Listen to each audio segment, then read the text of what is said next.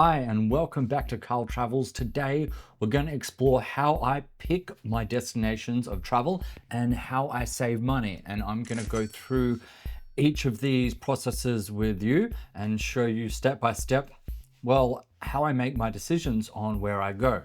Okay, so I am recording my screen on my computer and I have pulled up 4 different destinations. Now, I've had to take in mind the time that I can take off, my budget, and also the flight time and direct flights.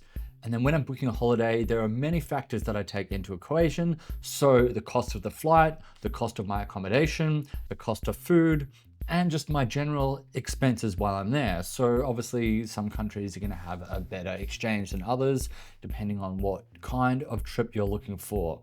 Anyway, so currently I am in Melbourne, Australia. And look, I've got 7 to 8 days off. So I thought, okay, where am I going to go? Now, when it comes to choosing destinations, most of the time for my flights, I will use Skyscanner. So here I have pulled up Skyscanner, which I'll show you. And a lot of the time, I'll start with obviously where I'm flying out of. If you leave it empty, you can select everywhere and it will actually give you a breakdown of the cheapest places. Now, I've already looked at the cheapest places, factored in where I have been, where I haven't been, what I want to see, what I want to do, and what I want to show you. I came up with 4 ideas. Now, I already have kind of narrowed down those ideas in my head, but I'm going to show you the process that I do to take you there. So my initial places that I had chosen was Townsville, Cairns, Bali, and Vietnam. Now, I'm going to show you on the screen here one of the reasons why I decided Townsville, and I don't actually want to go to Townsville. I actually was thinking Magnetic Island. Magnetic Island is just a tiny island 8 kilometers off the coast of Townsville. It takes half an hour to get there by ferry. People live on the island, so ferries run every half an hour all the way up until about 9:30 p.m. and it's only $20 each way. So it is quite a cheap option. And actually from Melbourne, that was actually one of the cheapest places to fly to. And as you can see here, that comes in at $347 return. And now the next one up from that was 500, then 800, 340. I thought, okay, $350 return, that's pretty good. Next, I have Cairns, but I actually just visited Cairns recently. My mother lives there, but she's got some people visiting at the moment, so I'm going to rule that one off my list. And I was there just a few weeks ago. But as you can see here, Cairns, it's almost the same amount of flight time as Townsville. They are right next to each other, a 4-hour drive.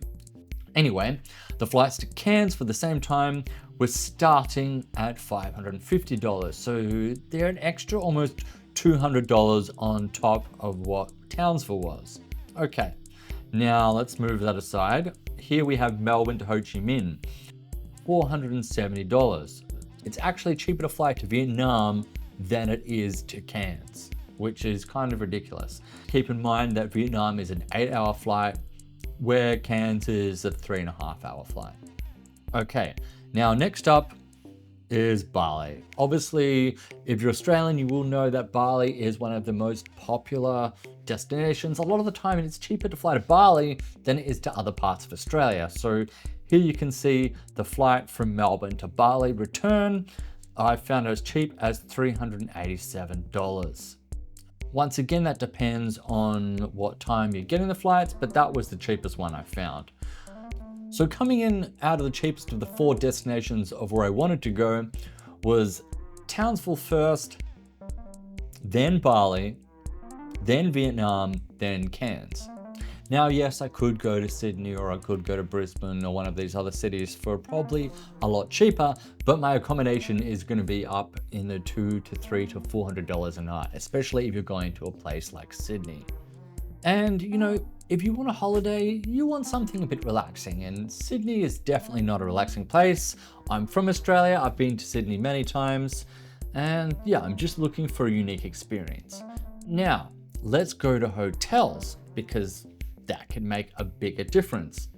So, for Magnetic Island, where Townsville is.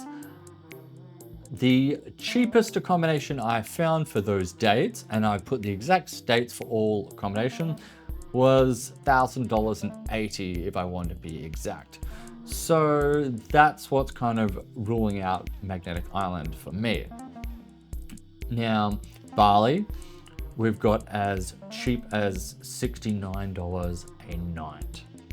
Now I'll go through this list a bit later because it is showing you multiple regions of Bali, and you do want to make sure you are actually booking something in a region that's not in the middle of nowhere. Now, next up, Ho Chi Minh City. Now, being in the kind of city center for 8 nights for a single room or a private room. So I'm not looking at any hostels here, just so you know. Look, you can get somewhere for about $180, $200, $220 for 8 nights. So that's certainly a lot better than the $1,000 that Magnetic Island was offering. And now I've switched over to Cairns, as you can see. So Cairns here, now Cairns isn't giving me the option to untick hostels. So I'm going to scroll down until I find, okay, so you can get a week in Cairns for about $500, which actually isn't as bad as I thought, but the accommodation isn't going to be anywhere near as nice as the accommodation you find in Bali or Vietnam. So I have been to Vietnam several times, I've been to Bali several times, and one thing I will say is, in Vietnam, especially in Ho Chi Minh City, you will find yourself actually like a whole entire apartment to yourself for a really good price. So $200 to $300 for a whole apartment, that's pretty good. And these have generally high ratings. They're generally quite clean. So another thing to mention, I have included that I am looking for a swimming pool and that I want the rating to be above an 8. This kind of weeds out all the bad stuff. You just need to make sure you're looking for ones that have more than, say, 20 or 30 reviews. A lot of the time you go online, you'll see these really great places at a really great price, and then you'll notice it's got 2 reviews. Well, there's not a lot of information to go off there. So currently, the cheapest all-round is a toss-up between Indonesia and Vietnam. Now, obviously, that isn't going to be a big surprise to you, but this is including accommodation, food, everything. It's literally cheaper to fly international than it is to, well, have a week's holiday in our own country. So the decision I'm going to make will be between Indonesia or Vietnam. I did go to Vietnam just about 9 months ago, and it has been a couple of years since I've been to Indonesia. I will admit I do really like Vietnam. I love Vietnamese food. I love the Vietnamese people. I have been to Bali many times. Most of the time I've gotten dragged there by friends, and what you see online isn't always what you see in real life.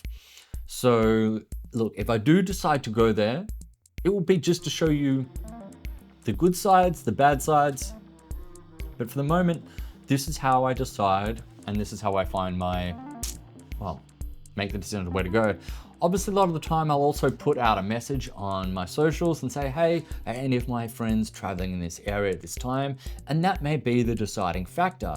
I always like to keep in mind the pros and cons of the prices, of the accommodation, but also of like, do I have some company? Do I have any friends there? Do I have anybody to hang out with? Or is this place a good place for a single backpacker, or is it more of a couple's destination? So these are all things you should take into consideration when picking your next holiday destination. Anyway, I hope you found this insightful and informative, and I'll let you know in the next day or two where I end up deciding. But this is how I make my choices. Anyway, thanks for watching. I'll see you next time. Keep on adventuring.